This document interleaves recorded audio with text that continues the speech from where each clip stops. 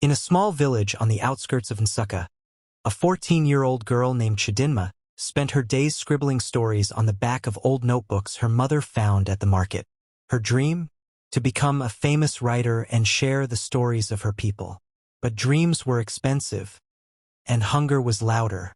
Chidinma's father, once a strong bricklayer, had fallen ill. Her mother, Mama Neka, struggled to feed 4 children with her petty trade of vegetables.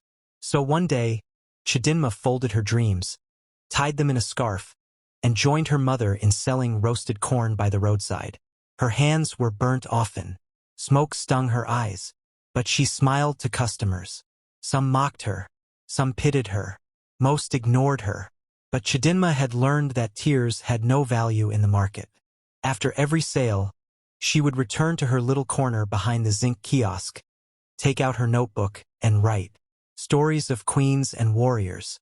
Stories of barefoot girls who outran storms. One afternoon, a boy about her age stepped out of a Lexus SUV parked beside the corn stand. He was in clean clothes, but barefoot. Chidinma stared. The boy smiled shyly.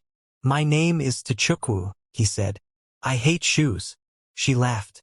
For the first time in weeks, Tachukwu bought corn from her every evening that week. He never wore shoes. He always brought a smile. Until one day he didn't come.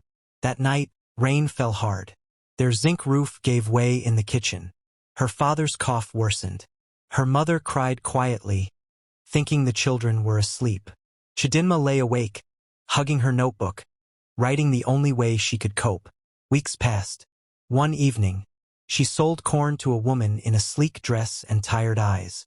Chidinma, distracted, dropped her notebook in the woman's bag without noticing. That notebook would travel farther than Chidinma ever dreamed.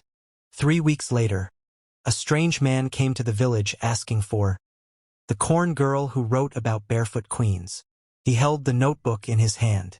He was the woman's husband, a literary editor in Lagos.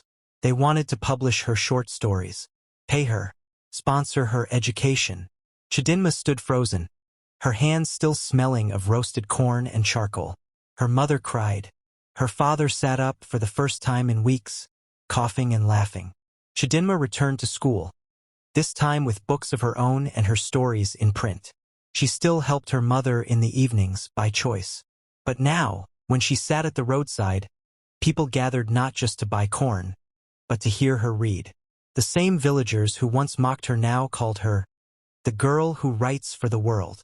Years later, at 22, Chidinma published her first full novel, The Girl Who Sold Corn and Bought the Moon. It was based on her life. It became a bestseller across Nigeria.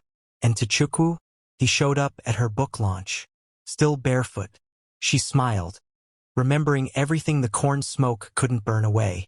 Never underestimate the power of a dream, especially when it's held by a girl who has known fire, hunger, and hope.